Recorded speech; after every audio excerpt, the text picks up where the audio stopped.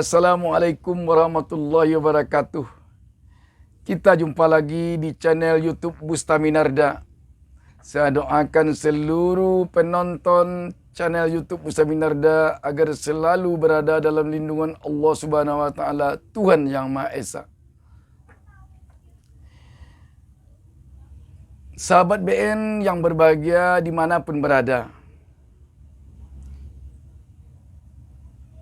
Prahara yang terjadi di Partai Demokrat semenjak beberapa waktu lalu terus bergulir sampai saat ini dan terus melahirkan, memunculkan informasi-informasi baru yang sangat mengagetkan, yang sangat mengejutkan bagi publik. Baru saja Kongres luar biasa KLB berlangsung pada hari ini Jumat tanggal 5 Maret 2021 di Deli Serdang, Sumatera Utara. Pada kongres ini secara aklamasi terpilih Muldoko sebagai ketua umum dan Marzuki Ali sebagai ketua Dewan Pembina. Dengan ini tampaknya mulai hari ini mau tidak mau, suka tidak suka, akan muncul dualisme kepemimpinan di Partai Demokrat antara Ketua Umum hasil Kongres kelima tanggal 15 Maret 2020 di Jakarta,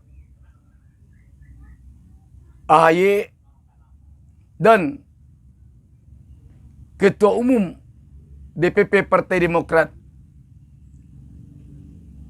hasil KLB di Deli Serdang, Sumatera Utara.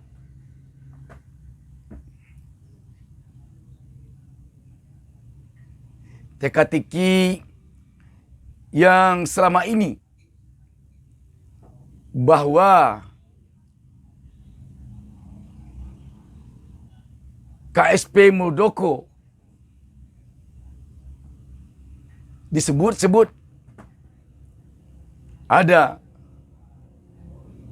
di dalam prahara yang terjadi di Partai Demokrat terjawab sudah pada hari ini.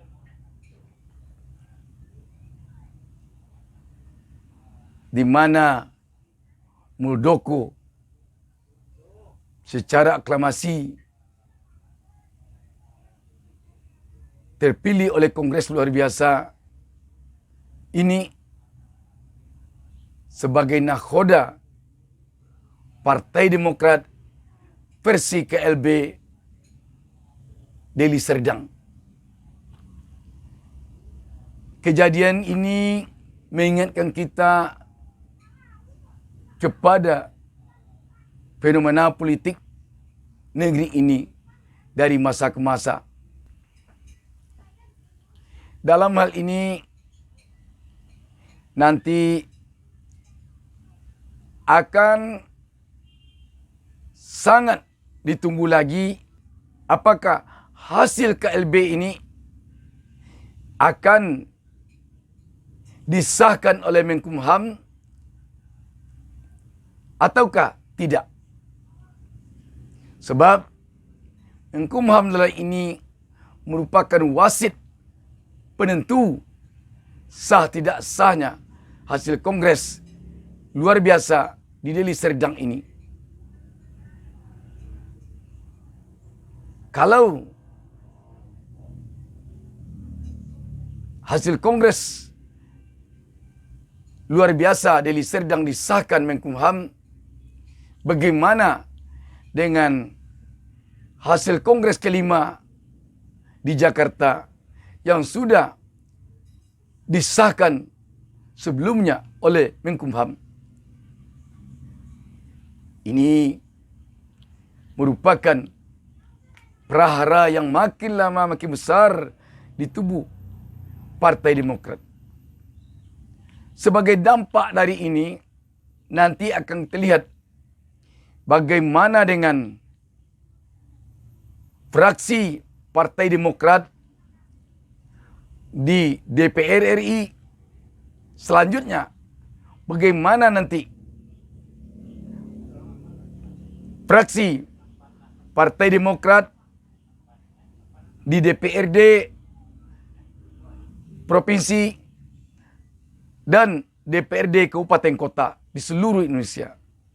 Selanjutnya nanti akan berpengaruh lagi kepada kepengurusan DPD dan DPC Partai Demokrat di seluruh Indonesia. Jadi akan banyak nanti rentetan-rentetan yang akan terjadi dari hasil ini. Begitu nanti, andaikan Menkumham mensahkan kepengurusan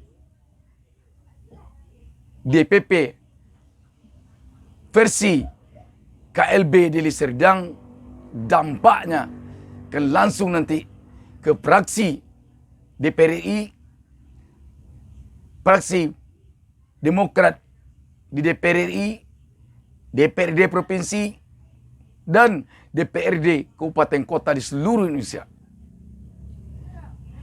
Dan nanti tidak tertutup kemungkinan akan terjadi juga dualisme kepemimpinan di DPD dan DPC Partai Demokrat di seluruh provinsi dan kabupaten kota di Indonesia. Dan apabila ini sempat nanti terjadi, maka besar kemungkinan Partai Demokrat akan hancur-hancuran di dalam menghadapi pemilu 2024 mendatang. Apalagi nanti pada pilkada serentak dan pilpres nanti. Namun dalam hal ini, kalau kita melihat, inilah politik Republik Indonesia. Dan politik ini akan mencerminkan sejauh mana kedewasaan politik di negara Republik Indonesia. Sejauh mana kedewasaan demokrasi di Indonesia.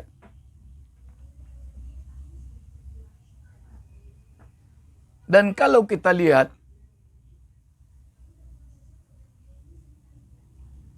apa yang terjadi sekarang ini tidak saja hanya terjadi hari ini. Dan banyak penyebab-penyebab dari terjadi ini. Bisa saja terjadinya perkara ini memang karena ketidakpuasan dari sebagian kader-kader Partai Demokrat pada Kongres kelima di Jakarta. Lebih jauh dari itu, bisa jadi karena ketidakpuasan kader Partai Demokrat ketika terjadi KLB waktu berpindah atau berganti kepemimpinan Partai Demokrat dari Anas Urbaningrum yang tersandung kasus korupsi kepada Bapak SBY. Dari jauh rentetannya ke belakang. Dengan demikian, ada hal-hal yang patut kita lihat di sini. Bagaimana akhirnya sebuah partai di Indonesia ini, ketika partai itu menjadi partai atau terindikasi pada partai dinasti, dan bagaimana pula nanti sebuah partai kalau terindikasi menjadi partai oligarki atau partai individu. Namun paling tidak publik itu akan menunggu apa kelanjutan dari KLB ini. Kita melihat di samping Bapak Johnny Allen yang merupakan tokoh di KLB Deli Serdang menyampaikan bagaimana jalannya persidangan di media sore hari ini. Ketua Umum DPP Partai Demokrat AHY juga telah menyampaikan di mana pada intinya di satu sisi menurut versi KLB Deli Serdang itu yang sah. Menurut versi dari Kongres 5 Jakarta tidak sah. Sekarang di sinilah dibutuhkan wasit yang adil. Bagaimanakah wasit dalam hal ini? Apakah wasit nanti akan turut bermain ataukah benar-benar wasit tetap teguh berdiri di tengah? Publik pun akan melihat nanti. Apakah KLB ini memang benar dugaan ada intervensi dari eksternal atau tidak. Namun dengan terpilihnya Muldoko sebagai ketua umum, tentu publik atau setidaknya kelompok DPP hasil Kongres 5 mengatakan inilah bukti intervensi tangan kekuasaan.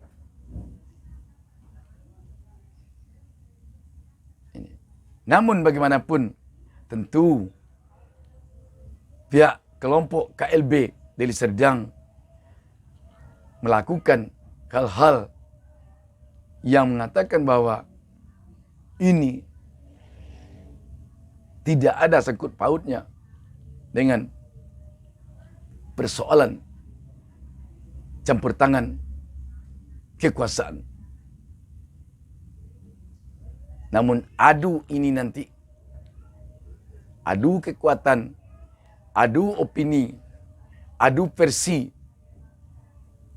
yang akan menentukan di mana sesungguhnya hal ini. Namun yang sangat menentukan nanti adalah wasit. Apakah nanti wasit ikut bermain ataukah wasit tidak ikut bermain?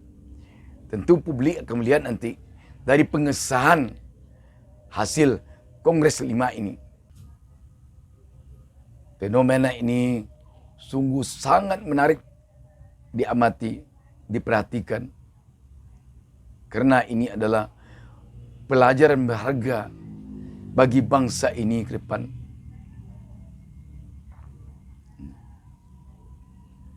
Namun yang